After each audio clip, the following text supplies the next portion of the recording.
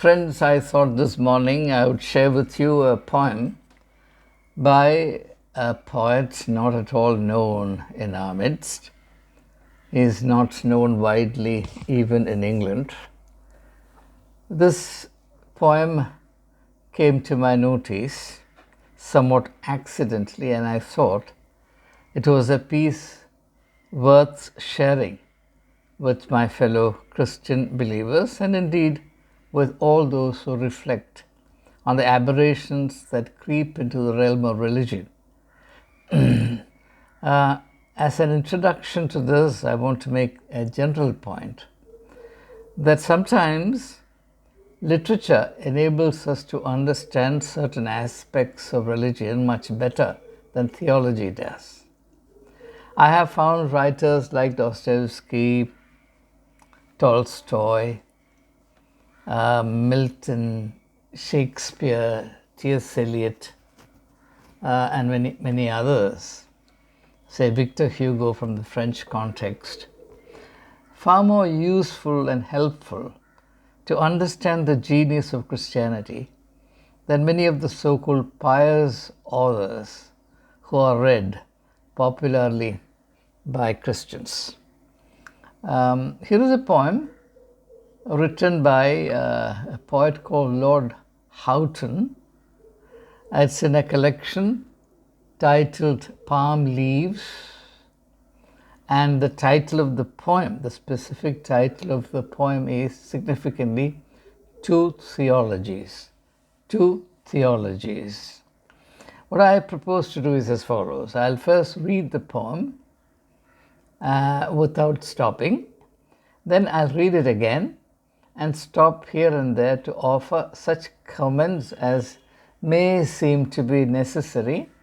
But this is a simple poem, very self-explanatory in many ways, and therefore I would be able or should be able to confine my explanations to the minimum.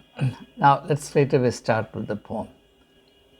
It must be that the light divine that on your soul is pleased to shine is other than what falls on mine.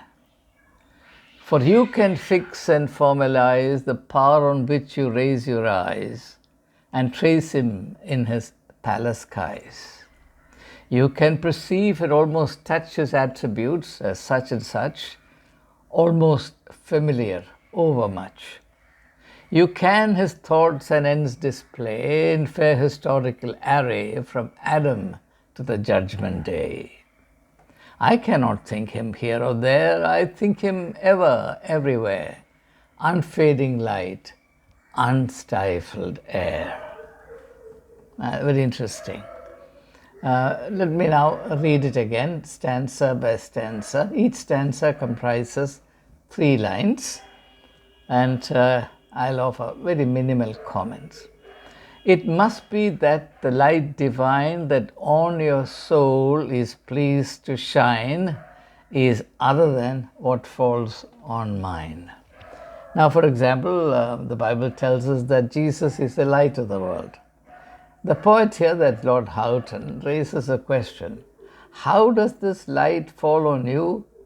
And how does it fall on me? If it's the same light that's falling on us, how come there is such a huge difference between you and me, both Christians, both followers of Jesus Christ?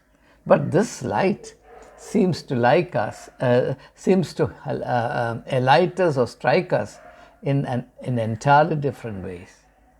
Surely you understand the theme that the poet is trying to raise. He's trying to underline or highlight the issue that there is so much of difference, disparity, disunity among Christians, even though they claim their origin from the same source.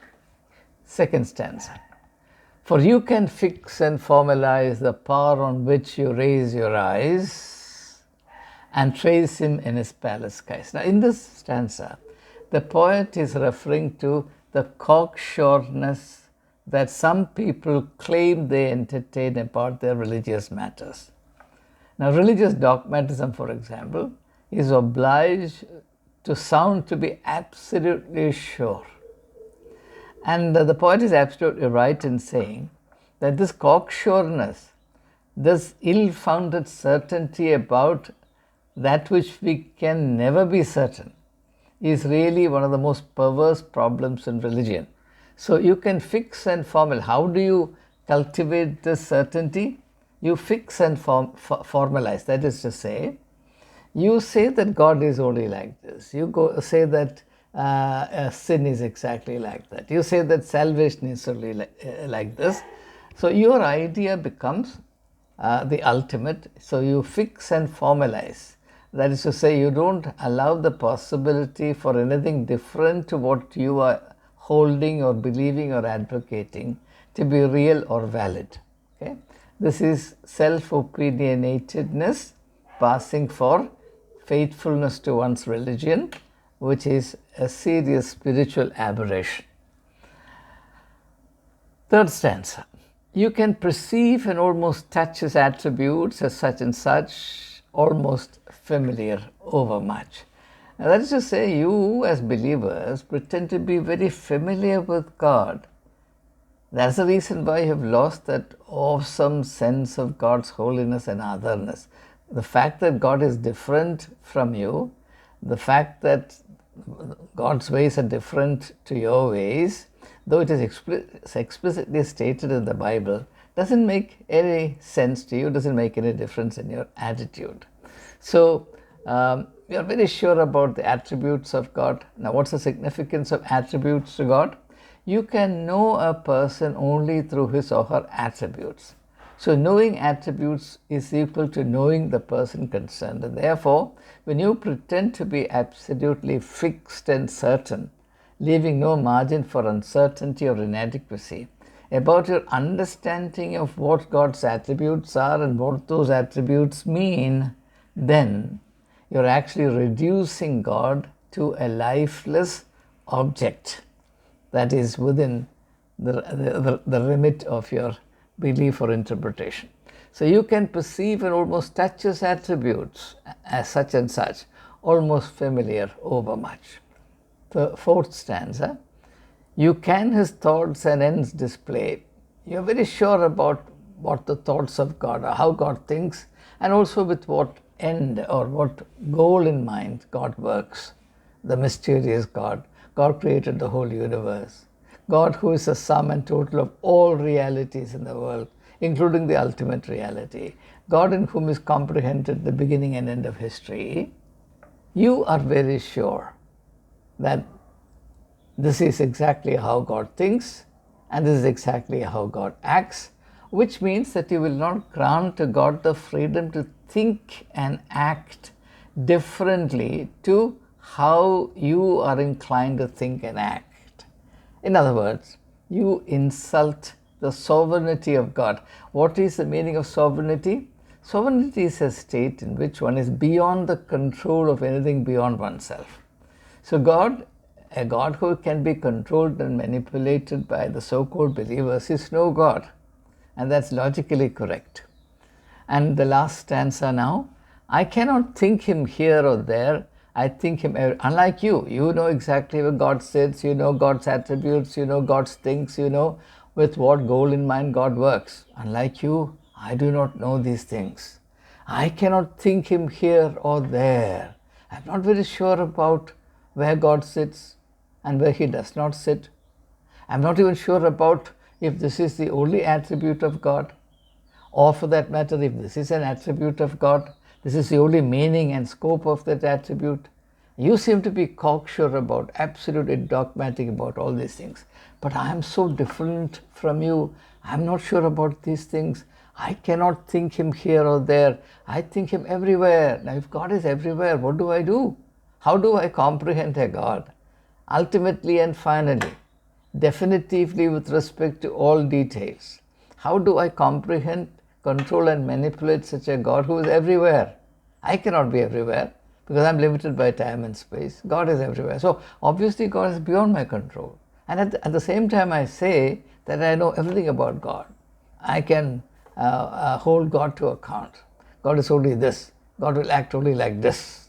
So God has to function within the narrow confines of my knowledge, my presumptions, my assumptions, and in fact my creed. So the poet would even say that you need to be very careful about the creed that you recite. So I cannot think him here or there. I think him ever, everywhere, unfading light. If God is light, how do you control? How do you limit? How do you define? And God is also the unstifled air. Surely here the poet is deriving his insight from what Jesus said to Nicodemus when he defined the Holy Spirit as the wind that bloweth where it pleases. And that is, God, the Holy Spirit is a phenomenon completely beyond the understanding, control, and manipulation of human beings. And that's not how the Holy Spirit is understood and projected by us, and especially by those who claim to have a monopoly over the gifts of the Holy Spirit. So I thought I would offer this poem is about 150 years old. So such concerns existed then. There's nothing very ultra-modern.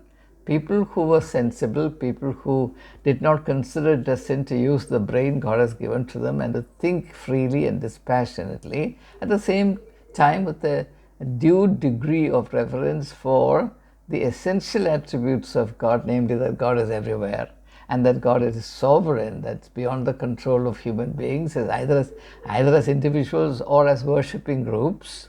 Such people had these concerns, these insights, and I thought it would be useful for us to be aware of the fact that these concerns are also an integral part of the Christian tradition, though small-minded Christians who are so insecure about their faith and therefore are so keen to invent enemies where none exist, feel that entertaining such thoughts is the ultimate disservice to Christianity, and those who dare to do so are atheists, are enemies of the faith, are indeed the children of Satan. So, shall we read that poem once again? I think it would be useful, and then I close. Here, now I read it continuously without stopping. It must be that the light divine that on your soul is pleased to shine is other than what falls on mine. For you can fix and formalize the power on which you raise your eyes and trace him in his palace skies. You can perceive and almost touch his attributes as such and such, almost familiar overmuch. You can his thoughts and ends display in fair historical array from Adam to the judgment day. I cannot think him here or there. I think him ever, everywhere, unfading light, unstifled air. Lord Houghton, title of the poem, Two Theologies. Thank you.